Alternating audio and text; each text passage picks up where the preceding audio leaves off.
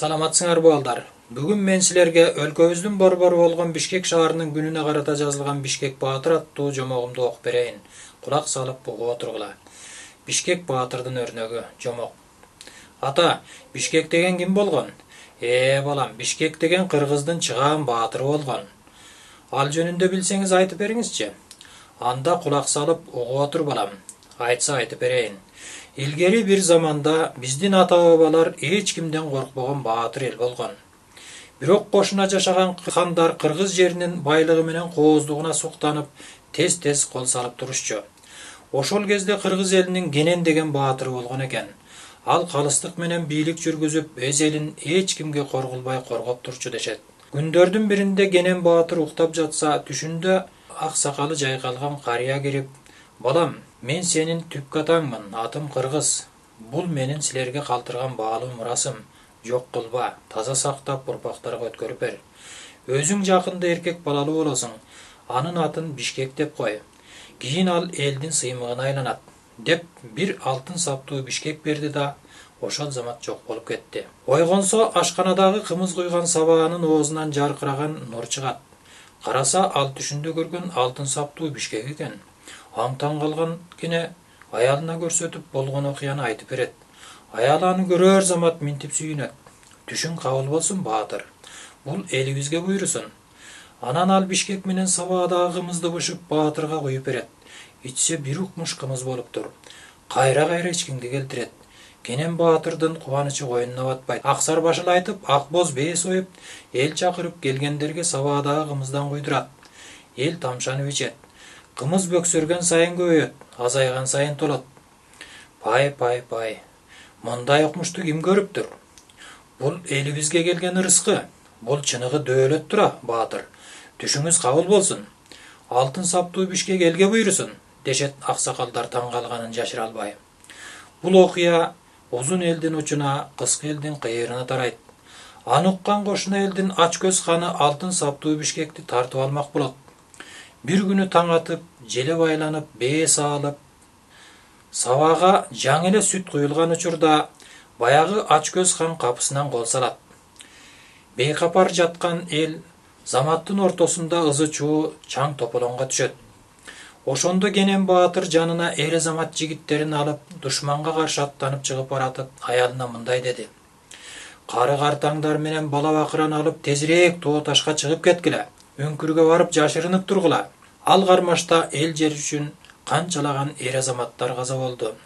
Душман көптүк кылды. Жигиттер биринин артынан бири жараат алды. Бирок алар душманга эл намысын алдырбады. Кенен баатыр канча жерден жараат алса да кайрат күч жыйнап чымырканып согушуп, туш келгенин кыйратып баратты. Аңгыча ал ач көз хандын канжыгасынан өзүнүн алтын саптуу бишкегин көрүп калды. Тулпарынын башын буруп, каарданып, аны көздөй бет алды.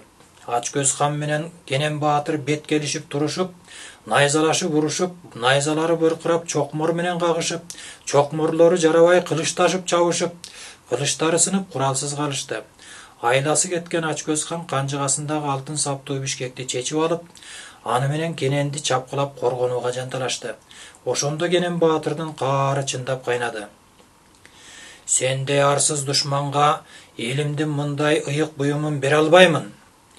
Мына ач көздүгүң үчүн өз жазаңды алгын", деди да үзөңгүсүн чыгарып ала коюп, душманын тизеге чаап кулатып, колундагы алтын саптуу бишкекти жулуп алды. Кол башчысынын жеңилгенин көргөн душмандар кол кубушуруп, кечирим сурап багынып беришти. Ошентип Кенен баатыр өз жигиттери менен алтын саптуу бишкекти кайтарып алды да душманын багынтып жеңиш менен кайтты. Аялынын ай күнү жетип калган эле. Ошол күнү ал уулдуу болуп, атын Бишкек коюшту. Бишкек эр жетип, атасынын ордун ээлеп ашкан баатыр чыкты. Ал турганда кыргызга даап душман кол сала албай, акыры Ала тоо кыргыз жеринде бейпил заман орноду. Эр жигитке жетимишөөнө ыраазылык кылат эмеспи? Бишкектин баатырдыгынан башка да өнөрлөрү көп болгон экен. Ал кошуна жашаган элдердин тилин үйрөнүп, түшүн жооруган чечен, жер иштетип, эгин эгип, мол түшүм ала билген дыйкан, колунан көөрү төгүлгөн уста да болгон экен. Чүйдүн Аламүдүн суусунун жээгиндеги ээн жаткан жерге бир кооз айыл куруп, устакана ачып, elge ustaçılık menen dыйканчылыкты үйрөттү.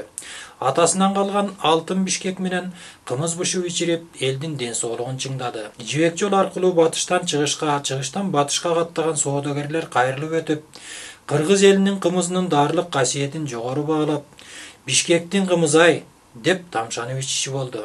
Ошентип ал айылдын аты Баатырдын атын алып, Бишкек аталып калды. Андан бери канча заман алмашып, канча жылдар өттү. Эми ошол Бишкек атабыз түптөп кеткен айыл минтип өлкөбүздүн борборун айланып, көркү көз тайгылткан кооз шаар болду. Көрдүңбү балам, эл үчүн кызмат кылган Бишкек Баатырдай улуу инсандардын эмгеги урпактарга ушинтип өрнөк болуп кала берет.